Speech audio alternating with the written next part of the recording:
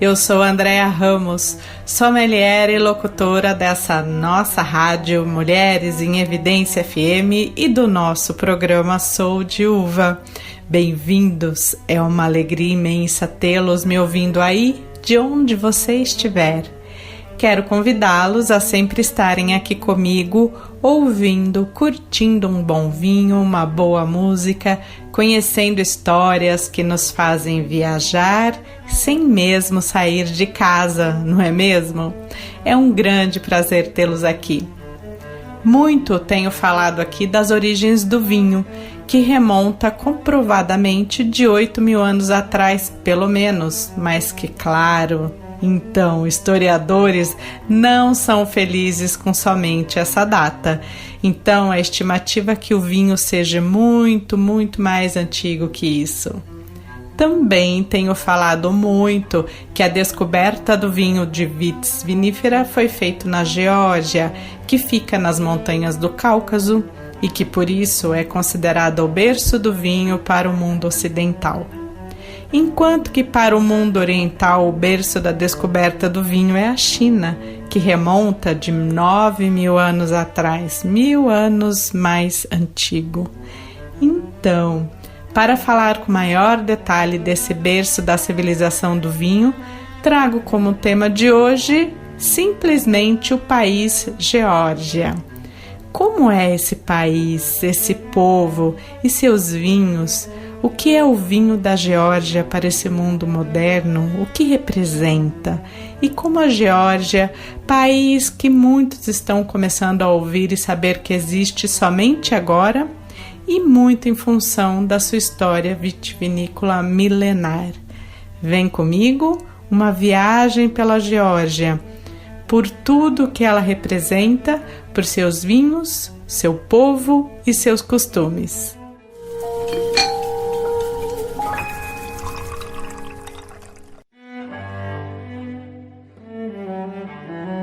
Meu atual sonho de viagem é para esse país chamado Geórgia, que contém parte das montanhas do Cáucaso, está aninhada entre o Mar Negro, a Armênia, Rússia, Ucrânia, Azerbaijão, Chechênia e Turquia, em uma terra antiga que viu seu quinhão de conquistas, ocupações e guerras.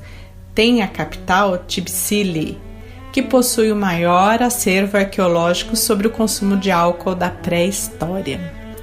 Muita vontade de subir o Cáucaso ao encontro das vilas e vinhedos que permanecem medievais. Geórgia e a Armênia hoje são ambas muito seguras e amigáveis para visitantes estrangeiros, porém a maior parte do nosso período moderno não foi assim e vou contar tudinho ao longo do programa. Fato é que hoje, bem recente mesmo, são mundialmente conhecidas por sua hospitalidade e, claro, seu vinho. O vinho não é apenas uma parte da história da Geórgia e da região do Cáucaso. Ele está entrelaçado na cultura da Geórgia por todos os lugares. Dizem que ao chegar em Tbilisi, uma das primeiras coisas que você verá é a estátua da Mãe da Geórgia, erguida acima da cidade em uma colina, e ela está com uma espada para seus inimigos em uma mão e uma tigela de vinho para os hóspedes no outro. Vejam que quando falei em programas passados que a mulher foi a guardiã da fermentação, no berço do vinho antigo, durante séculos de milênios, a importância da mulher protegendo e guardando o vinho permanece como símbolo. Nesse panorama histórico, claro, que só podemos imaginar e comprovar que os georgianos têm orgulho da sua rica e história cultura vinícola e, como os métodos tradicionais de produção de vinho estão em um renascimento, o Kvevré, que é o nome de uma ânfora de barro usada para armazenar e envelhecer vinho por milhares de anos, está se tornando o símbolo não oficial do país, encontrado em tudo, desde toalhas de mesa a t-shirts. Embora apenas cerca de 3% dos vinhos da Geórgia sejam feitos neste Kvevré, eles permanecem um ideal romântico que celebra a história do país. Produtora relativamente pequena, a Geórgia exporta vinho para todo o mundo e as vendas têm crescido rapidamente, principalmente para os Estados Unidos. No entanto, como a maioria dos países, guarda as melhores garrafas para si e, através de críticas literárias, conseguimos entender que nos seus restaurantes e em loco nas vinícolas é de longe a melhor forma de apreciar esta bela arte. E aqui eu explico bem porque a Geórgia é meu atual sonho de viagem. Também porque é nesse país que os arqueólogos rastrearam a primeira criação de vinho conhecida no mundo, que ocorreu há 8.000 anos. Esses primeiros georgianos descobriram que o suco de uva podia ser transformado em vinho se fosse enterrado durante o inverno. Alguns dos quivevres em que foram enterrados podem permanecer no subsolo por até 50 anos. O vinho continuou a ser importante para os georgianos desde 8.000 anos atrás, que o incorporaram à sua arte e à sua escultura, com desenhos de uvas e evidências de apetrechos para beber vinho encontrados em ruínas e cemitérios. O vinho georgiano tradicional é feito de uva branca, geralmente das espécies de uvas que só existem por lá. A essas características damos o nome de uvas autóctones. Elas são fermentadas com a casca e armazenadas no subsolo nessas ânforas, os quivevres. Quando eu digo que são armazenadas no subsolo, elas são enterradas. Esse método de vinificação, que origina os popularmente chamados vinhos laranjas, foi adicionado à lista do Patrimônio Cultural Imaterial da Unesco em 2013 e está sendo promovido por uma nova safra de vinicultores artesanais. Em regiões vinícolas como Kakheti no leste e Imereti no oeste, você pode visitar as adegas quivevre e saborear variedades envelhecidas nesses quivevres, que devem valer muito a pena, como o vinho tinto da uva Otskanuri Sapere e o vinho laranja da uva branca Kika-Tseteli Terasapi. Acho que nenhuma viagem à Geórgia estaria completa sem visitar um vinicultor que usa o tradicional quivevre para fazer o vinho, né? Os georgianos fazem vinho há todos esses 8.000 anos da mesma maneira, e daí só friso novamente, como fiz já na abertura do programa. O vinho é essencial para a identidade georgiana. A principal região vinícola da Geórgia é a província mais oriental de Kakheti, que faz fronteira com a Rússia ao nordeste e com o Azerbaijão ao sul. Gente, dica, peguem um mapa para entender a Geórgia, porque é um país que não é comum e é uma região que não é comum de estudarmos também ou de ouvirmos frequentemente. Kakheti contém os municípios de Telavi e Kivareli. As regiões vinícolas restantes são Kartili e Meskheti, que ficam a leste, Imeresti e Hakalekumi, no centro, e na área costeira do Mar Negro, que fica a oeste. O aeroporto internacional e único do país é o da capital, Tbilisi. O vinho é pop!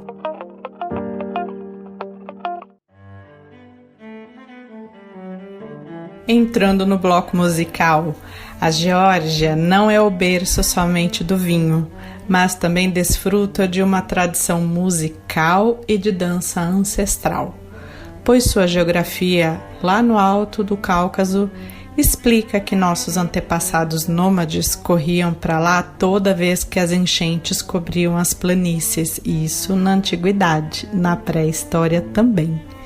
Então, a música também é fonte arqueológica para lá, com indícios de mais de 20.000 anos. Mais recente, na Idade Média, o país foi dominado pela música polifônica, graças em parte à sua localização na encruzilhada da Europa, Oriente Médio e Ásia, a Geórgia também deu origem a estilos de corais que incorporam a monofonia do Oriente Médio, aqueles cantos isolados com aquelas vozes alcançando uns timbres maravilhosos em forma de oração, e as harmonias europeias. A maior contribuição musical da Geórgia para o mundo é o seu canto polifônico, que tece muitas vozes, cada uma com sua própria melodia. Os musicólogos acreditam que a música polifônica georgiana antecede a introdução do cristianismo na Geórgia no início do século IX. E esse canto polifônico georgiano é também reconhecido no catálogo da Unesco de itens do patrimônio cultural imaterial da humanidade.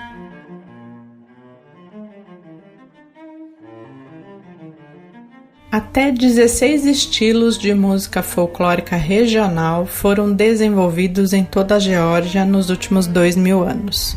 As canções folclóricas abrangem uma variedade de assuntos e ocasiões: canções de trabalho, canções de viagem, canções sobre vinho e vinificação, canções de amor, de ninar, canções para funerais e casamentos e canções projetadas para dançar. Os cantores às vezes executam a capela, às vezes com os instrumentos folclóricos ancestrais também, como alaúdes, liras, violas em arco, flautas e gaitas de foles. O canto folclórico georgiano é um assunto da comunidade, surgindo sempre que as pessoas estão reunidas, em uma reunião chamada supra, onde brindes a Deus, paz, pátria, longa vida, amor e amizade são centrais. Antigas canções polifônicas são frequentemente entrelaçadas com esses brindes. E, gente, é nesse ponto que eu volto com um modelo de outros programas que vocês já ouviram aqui, típicos dos países, e vamos ouvir e conhecer um pouco da música georgiana. Vou tentar pronunciar a música, é difícil, mas vale a pena. Vamos ouvir cultura diferente, ritmo diferente e mais conhecimento na bagagem. O nome da música é Zarsma Gafrindi Angulshi, uma música alegre, melódica e folclórica. Gafrindi Angulshi chamatwa burusi Gafrindi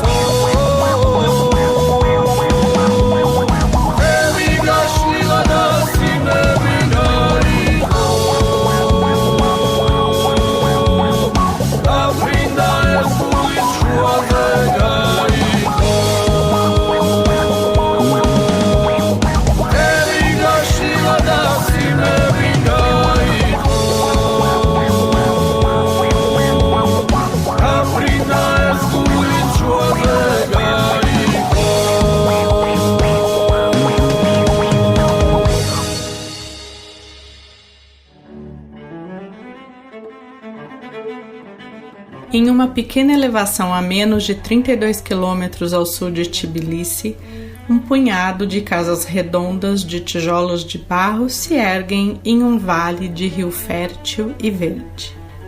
O monte é chamado de Gadakrilia Gorá, e é aqui que os fazendeiros da Idade da Pedra nos mostraram que eram amantes da uva. Sua cerâmica áspera é decorada com cachos da fruta e a análise do pólen do local sugerem que as encostas arborizadas próximas já foram enfeitadas com videiras. Em um artigo publicado na revista PNAS, uma equipe internacional de arqueólogos mostrou conclusivamente para que serviam todas aquelas uvas. As pessoas que viviam em Gadakrilia Gorá e uma vila próxima foram os primeiros produtores de vinhos conhecidos no mundo, produzindo vinho em grande escala já nesses 8.000 anos atrás, em uma época em que humanos pré-históricos ainda dependiam de ferramenta de pedra e osso. Escavando as casas circulares sobrepostas no local, a equipe encontrou cerâmica quebrada, incluindo as bases arredondadas de grandes potes embutidos no chão das casas da aldeia. Mais amostras foram encontradas em Chulaveri Gorá, outro local de aldeia da Idade da Pedra, a cerca de 1 quilômetro de Gadakrilia, que foi parcialmente escavado lá na década de 60. Quando as amostras foram analisadas pelos arqueologistas da Universidade da Pensilvânia, eles encontraram o ácido tartárico nas bordas e nas moléculas dessas cerâmicas, uma impressão digital química que mostra que resíduos de vinho estavam presentes em fragmentos dessas cerâmicas em ambos os locais. Combinado com as decorações de uva na parte externa dos potes, um estudo de radiocarbono que datou esses potes, que está entre 5.800 anos antes de Cristo a 6.000 antes de Cristo, essa análise química do radiocarbono confirmou que as pessoas em Gadakrilia Gorá foram os primeiros produtores de vinho do mundo. Vale lembrar aqui, para quem está acompanhando a história comigo, que um local chinês chamado Jiahu estavam fazendo bebidas fermentadas de uma mistura de grãos e frutas silvestres 1000 anos antes disso. Mas de uva é a primeira evidência, está aqui na Geórgia.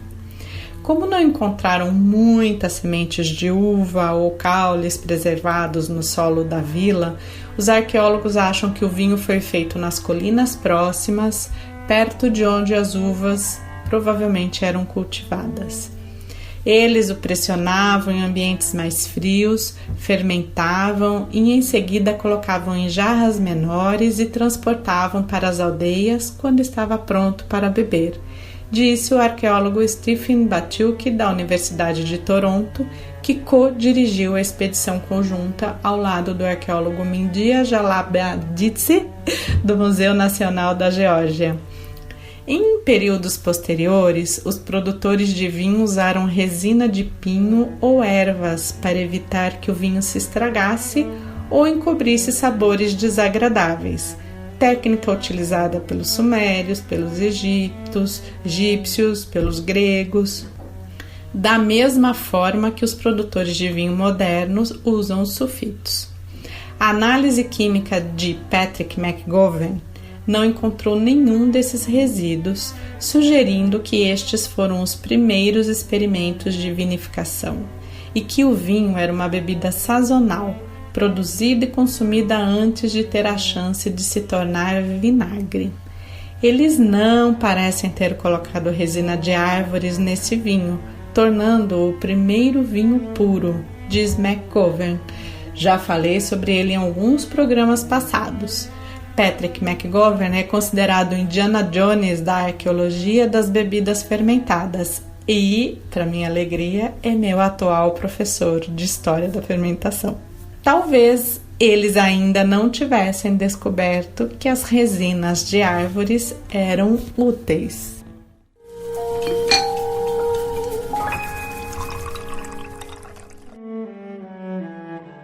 O líquido brilha na minha mão, exala um aroma de taninos terrosos. É um perfume profundamente familiar, tão antigo quanto a civilização, que vai imediatamente à cabeça. Isso é vinho.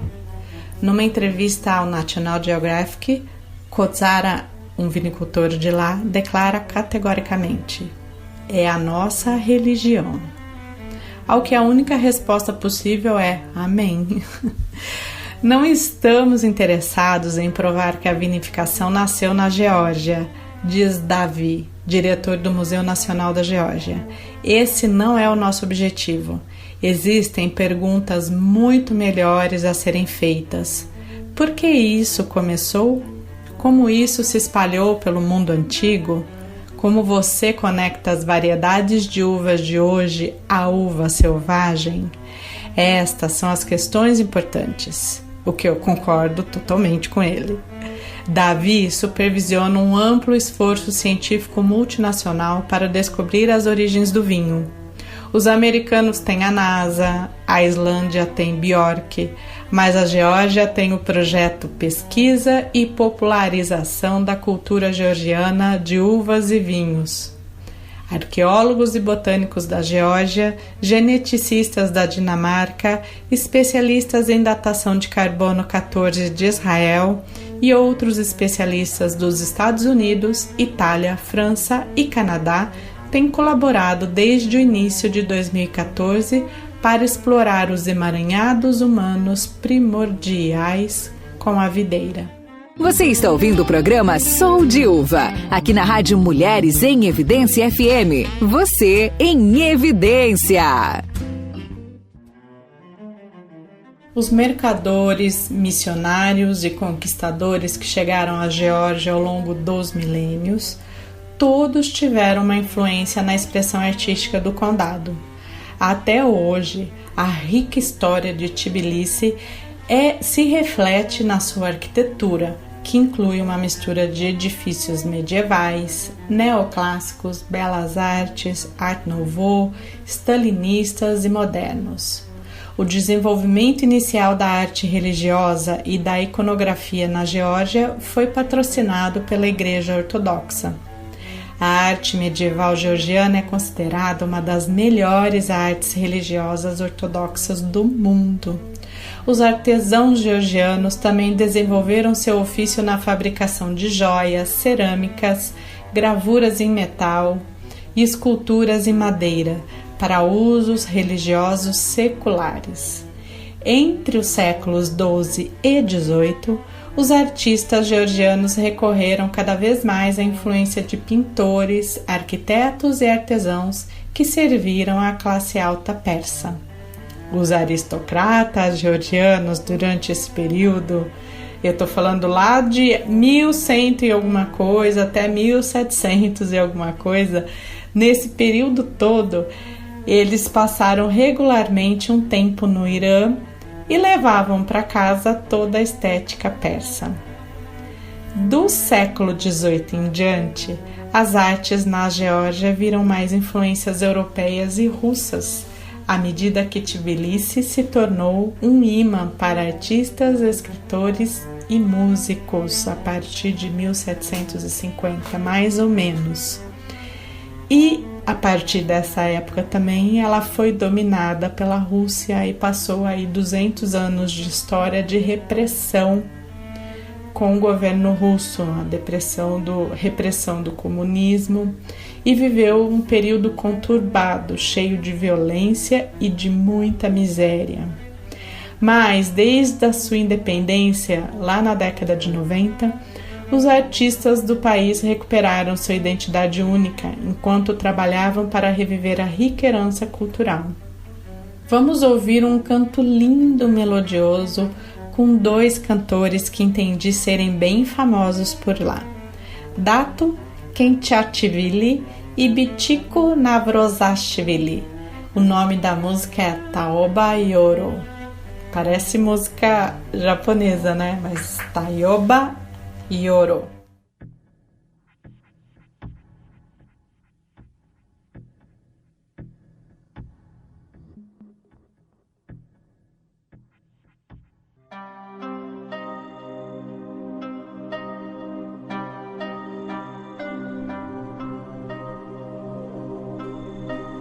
ჩემი ულამაზესი თეონა კუმსიაშვილის სიმღერა.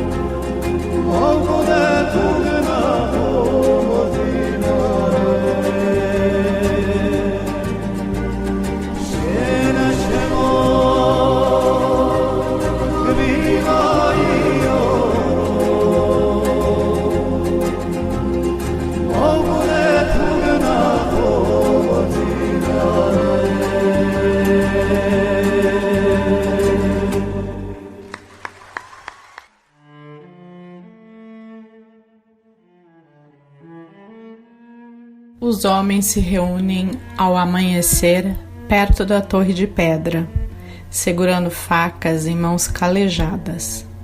Depois de uma noite de neve, a primeira da temporada em Svaneti, uma região alta nas montanhas do Cáucaso, o dia começou com uma claridade gelada.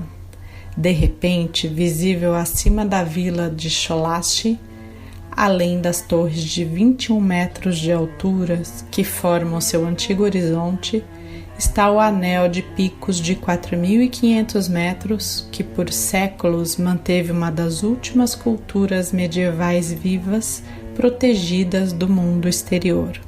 O silêncio cai quando Ziviavi Jacquiliani, um ex-boxeador corpulento com uma barba grisalha, leva os homens e um touro recalcitrante para um pátio com vista para o vale coberto de neve.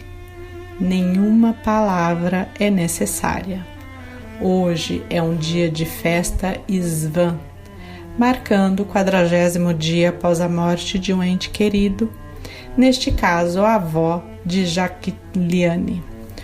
Os homens sabem o que fazer, pois as tradições Isvan, sacrifícios de animais, rituais de corte de barba, rixas de sangue, têm sido realizadas neste canto selvagem da Geórgia por mais de 1000 anos. As coisas estão mudando em Svaneti, diz Jacquiliani, 31 anos, pai de 3 filhos. Mas nossas tradições vão continuar, elas fazem parte do nosso DNA. No pátio, ele manobra o touro para leste, onde o sol rastejou acima da coroa denteada do monte Tetnud, perto da fronteira com a Rússia. Muito antes da chegada do cristianismo no primeiro milênio, Svans adoravam o sol e essa força espiritual, junto com seu derivado, o fogo, ainda figura nos rituais locais. Enquanto os homens com facas se juntam à sua frente, Jacquiliani derrama uma dose de luar, um vinho fortificado no chão, uma oferenda para sua avó. E seu tio idoso canta uma bênção. Esse é o começo de uma entrevista sobre os métodos ainda medievais de sacrifícios de animais e festividades religiosas que acontecem nesse canto da Geórgia, que aparentemente, pela visão dos historiadores, é o único ritual medieval sobrevivente verdadeiramente, onde participam as famílias de uma nação que já é mais ocidental que oriental e já se emancipou. Ao longo da história, muitos impérios poderosos, árabe, mongol, persa, otomano, enviaram exércitos violentos pela Geórgia, a fronteira entre a Europa e a Ásia. Mas a casa dos Svans, uma faixa de terra escondida entre as gargantas do Cáucaso, permaneceu invicta até que os russos exerceram o controle em meados do século XIX. O isolamento de Svaneti moldou sua identidade e seu valor histórico. Em tempos de perigo, os georgianos das terras baixas enviaram ícones, joias e manuscritos para as igrejas e torres nas montanhas para proteção, transformando Svaneti em um repositório da cultura georgiana primitiva. Os Svans levaram a sério seu papel protetor. Um ladrão de ícones poderia ser banido de uma aldeia ou, pior, amaldiçoado por uma divindade. Em sua fortaleza nas montanhas, o povo Svaneti conseguiu preservar uma cultura ainda mais antiga, a sua própria. No primeiro século a.C., os Svans, considerados por alguns como descendentes de escravos sumérios, tinham a reputação de guerreiros ferozes, documentada nos escritos do geógrafo grego Estrabão. Observando que os Svans usavam peles de ovelha para peneirar olho nos rios, Estrabão também alimentou especulações de que Svaneti poderia ter sido a fonte do velo de ouro procurado por Jasão e os argonautas. Na época em que o cristianismo chegou, por volta do século VI, em Isvan a cultura era muito profunda, com sua própria linguagem, sua própria música densamente texturizada e códigos complexos de cavalheirismo, vingança e justiça comunitária. Se os únicos vestígios dessa sociedade antiga fossem as 200 torres de pedra que se erguem sobre as aldeias Isvan, isso já seria bastante impressionante. Mas essas fortalezas, construídas principalmente do século IX ao XIII, não são emblemas de uma civilização perdida.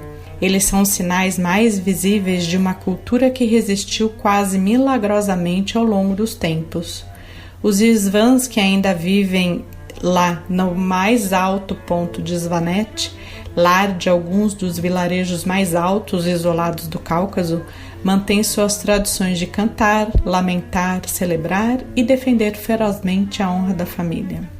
Svanete é um museu etnográfico vivo, diz Richard Bjerung, um acadêmico norueguês e proprietário de uma pousada que está tentando ajudar a salvar Isvan, uma língua amplamente não escrita que muitos estudiosos acreditam ser anterior ao georgiano, seu primo mais falado.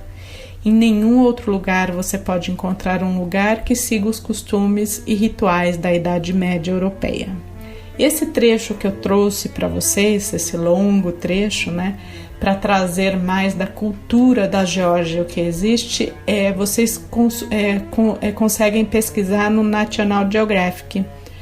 Pesquisa em inglês, Cultura da Geórgia, e aí tem várias reportagens falando sobre todo o antepassado e tudo o que a Geórgia tem de cultura viva, tanto no vinho quanto na sua cultura arraigada mesmo. Essa é a fonte do programa, National Geographic.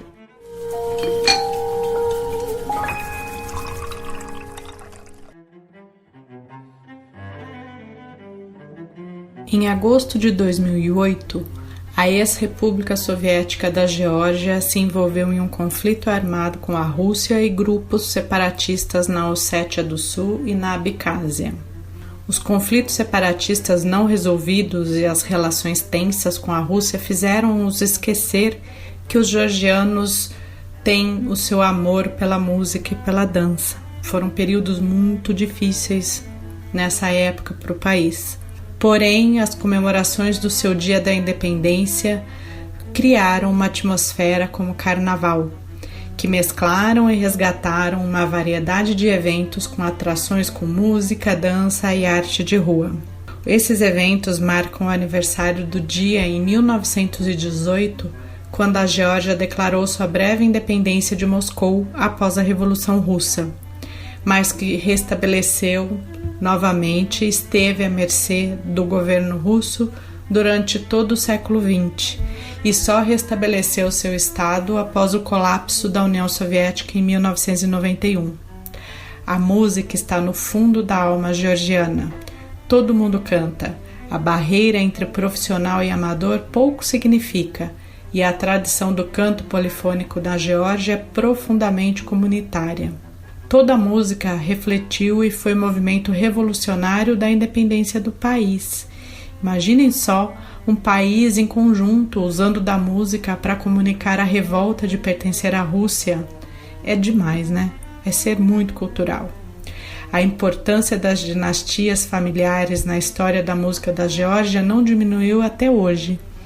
E hoje a família mais poderosa do país uniu música e política com resultados surpreendentes. Existe uma coalizão chamada Georgian Dream, liderada pelo homem mais rico da Geórgia, que busca uma nova era liberal e pró-europeia no país. E sua campanha é feita toda através de música.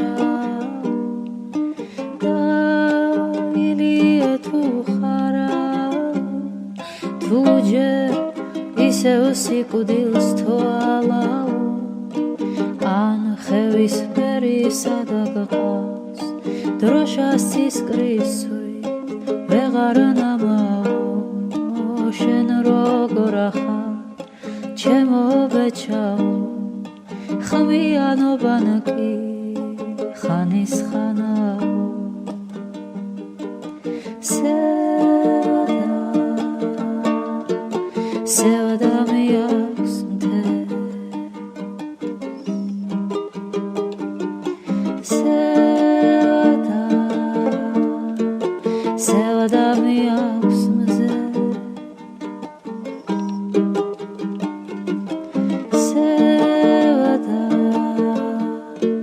Sevdamı yaksın tez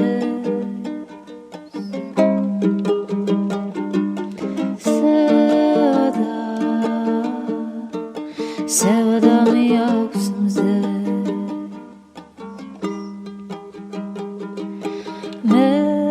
Meşvilep sveli gzası gavıtker Uchinodu mağlidana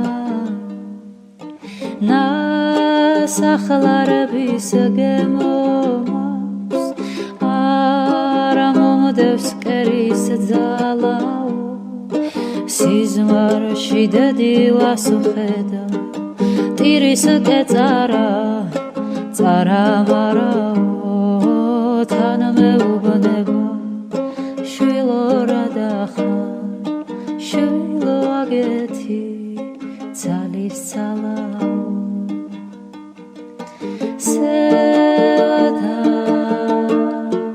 Sevdam yaksın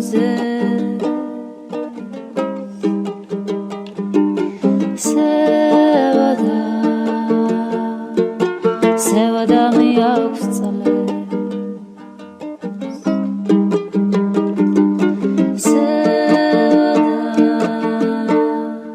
Sevdam yaksın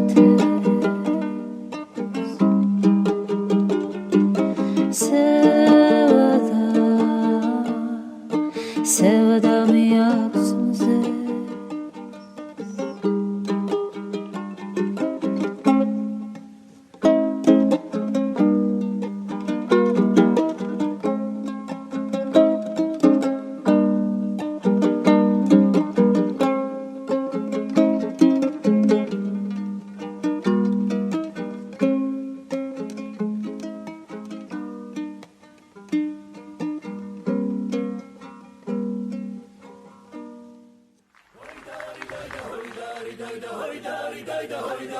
E assim a história da civilização foi se construindo.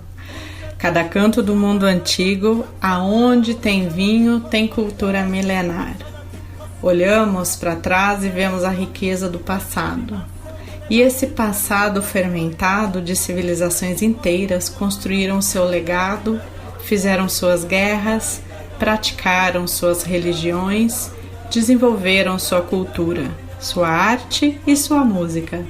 Somos um reflexo disso, porém com muito conhecimento já perdido e com novos conhecimentos conquistados. Vejo vocês no próximo programa Ouvido Colado, Taça na Mão. Continue nos ouvindo pelo site www.mulheresemevidenciafm.com ou pelo app do Android de mesmo nome.